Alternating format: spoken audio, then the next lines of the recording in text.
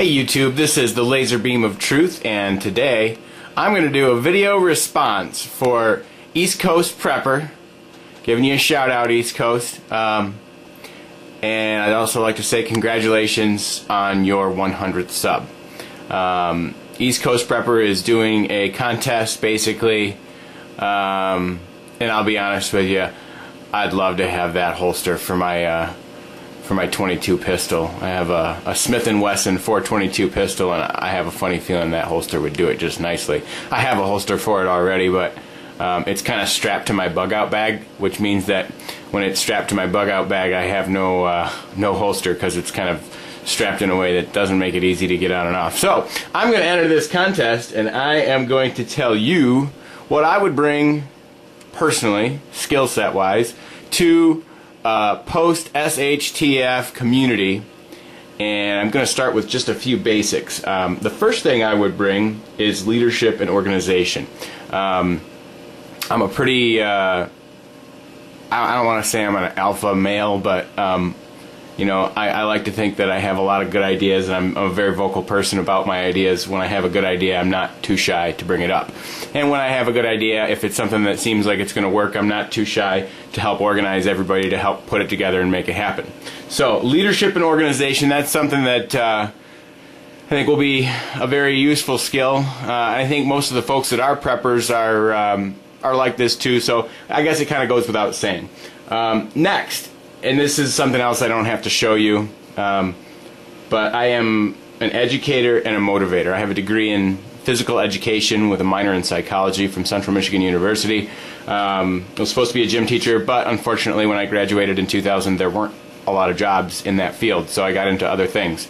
Anyways, nonetheless, I do know how to educate people. I do know how to motivate people, and I do realize that in a post-SHTF world, being motivated is something that a lot of people may actually really need, because I think a lot of people may end up feeling like it's useless and it's futile, and that there's really not much left to live for.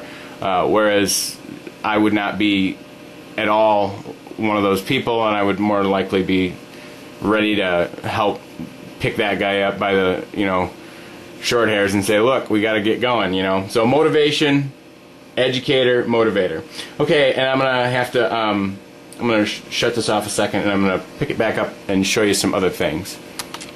Okay, so the next thing I want to show you is that I am an agricultural enthusiast. I'm a little bit of a farmer, I guess you'd say, but more or less a hobby farmer. But nonetheless, I know how to farm.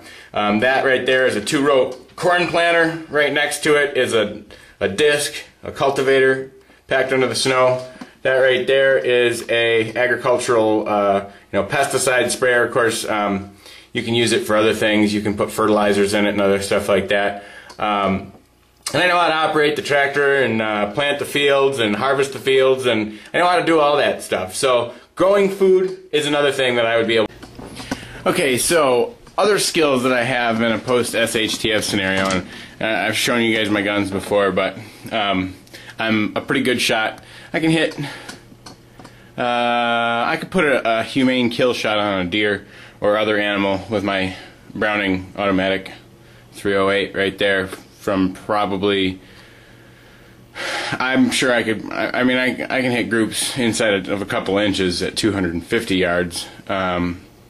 So I could probably, you know, with a little bit of time spent doing it, I could easily go out to 350. So, but that's not all that it takes. Once you get a deer, you also have to be able to butcher it, and you also have to be able to cook something with it. And I can do all those things as well. I can butcher a deer, I can skin a deer, field dress a deer, take the bits and pieces that I've butchered off of the deer and you know, make some tasty soups, stews, steaks, you know, you name it. I can cook it all. I love to cook. Same thing with the shotgun there.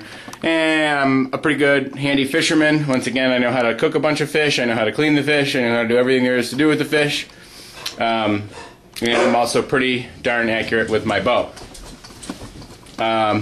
One thing, going back to the educator statement, I can show people and teach people how to shoot as well.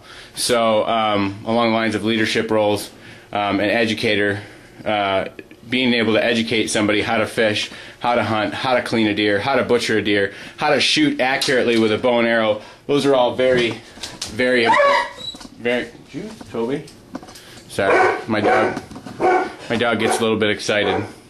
So next on the list is energy production, and unfortunately all of my experiments for energy production are in the barn. But what I can show you is a couple things. I'm working on designing my own vertical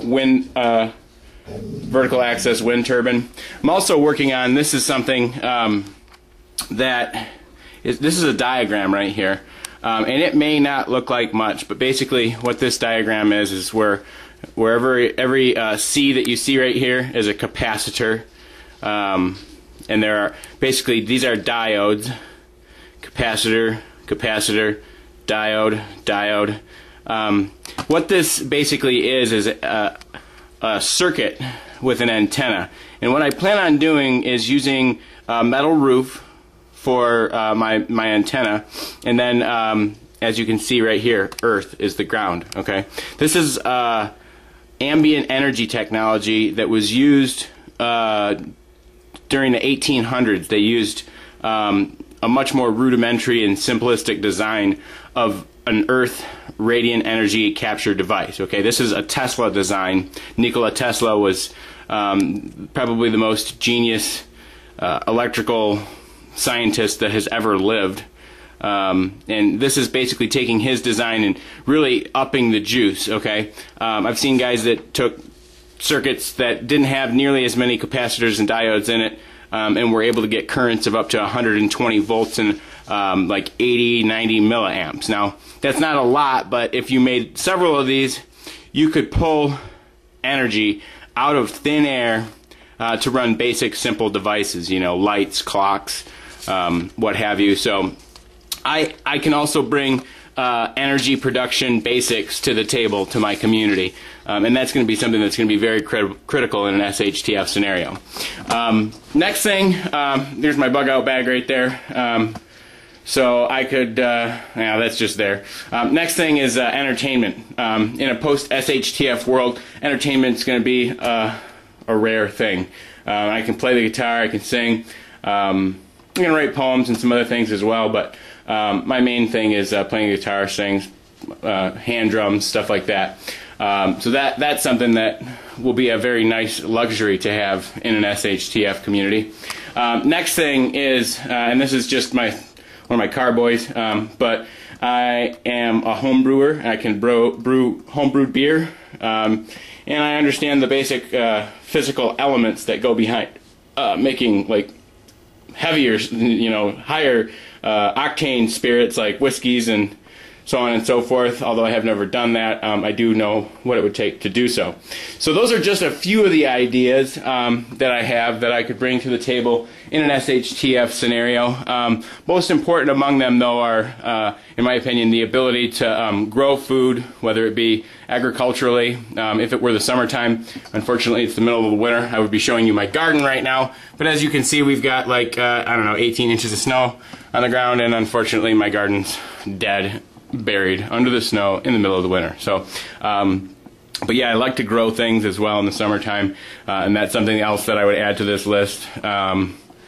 You know, so anyways, those are just a few of the things that I could bring to a community in a post-SHTF world. Again, congratulations on your 100 subs. I just checked out your page today. It looks like you're already up to like 142. So apparently it's climbing fast for you. And congratulations for you on that. But Laser Beam of Truth signing out.